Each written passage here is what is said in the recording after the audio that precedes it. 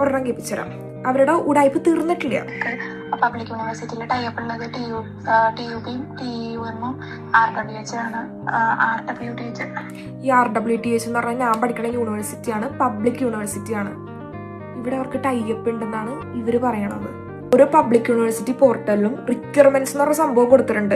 ആ റിക്വയർമെന്റ്സ് നമ്മൾ മീറ്റ് ചെയ്യണമെന്നുണ്ടെങ്കിൽ നമുക്ക് ഇവിടെ അഡ്മിഷൻ കിട്ടും. പബ്ലിക് യൂണിവേഴ്സിറ്റി ഓരോ ആൾക്കാർ ഏജൻസിയിൽ കാണുമ്പോൾ നിങ്ങളുടെ പിള്ളേരാണോ അന്ന് അഡ്മിഷൻ ഇരിക്കട്ടെ എന്ന് പറഞ്ഞിട്ട് ആരും അടുത്ത് കൊടുക്കില്ല. ഒരു പബ്ലിക് യൂണിവേഴ്സിറ്റിയിലും ഒരു ഏജൻസിക്കും ടൈപ്പ് ഉണ്ടാവില്ല.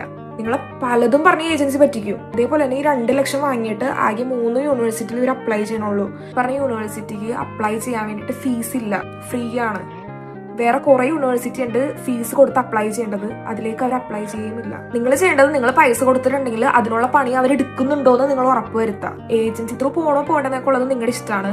ഇനി മെനയാടാൻ വയ്യാത്തവരാണെന്നുണ്ടെങ്കിൽ ഏജൻസി നോക്കിയാൽ മതി. ഇനി അഥവാ പൈസ കളയാൻ താല്പര്യമില്ലാത്തവരാണെന്നുണ്ടെങ്കിൽ ഒറ്റക്ക് അപ്ലൈ ചെയ്യാം. ഡാഡ് എന്ന് പറഞ്ഞൊരു സൈറ്റ് ഉണ്ട്, അവിടെ കയറിയിട്ട് നമുക്ക് യൂണിവേഴ്സിറ്റി നോക്കാം, യൂണിവേഴ്സിറ്റിയുടെ റിക്വയർമെന്റ്സ് നോക്കാം. പിന്നെ യൂണി അസിസ്റ്റന്റ് എന്ന് പറഞ്ഞൊരു സൈറ്റ് ഉണ്ട്, അതിൽ കയറിയിട്ട് പൈസ കൊടുത്ത് അപ്ലൈ ചെയ്യേണ്ട കുറച്ച് യൂണിവേഴ്സിറ്റീസ് ഉണ്ട്, അത് നമുക്ക് അപ്ലൈ ചെയ്യാം. യൂണി അസിസ്റ്റന്റ് ത്രൂ അപ്ലൈ ചെയ്യേണ്ട കുറച്ച് യൂണിവേഴ്സിറ്റി ഉണ്ട്. അതിന് ഫസ്റ്റ് ഒരു യൂണിവേഴ്സിറ്റിക്ക് 75 യൂറോയും പിന്നീട് അങ്ങോട്ട് 30 യൂറോയാണ് അടക്കേണ്ടത്. അവിടെ അവർ അപ്ലൈ ചെയ്തിട്ടുണ്ടെന്നുണ്ടെങ്കിൽ അതിന്റെ യൂസർ നെയിമും പാസ്വേഡും വാങ്ങാം. നിങ്ങളും ചെക്ക് ചെയ്യുക അത് അപ്ലൈ ചെയ്തിട്ടുണ്ടോ എന്നുള്ളത് നിങ്ങളും കൂടി ചെക്ക് ചെയ്യാം. മിക്ക ഏജൻസി ചെയ്യണത് കണ്ട ഏതെങ്കിലും ഒരു കോഴ്സ് എടുത്തിട്ട് ഇങ്ങോട്ട് കയറ്റി വിടും, പിന്നെ പിള്ളേരായിരിക്കും പെടാൻ പോണത്.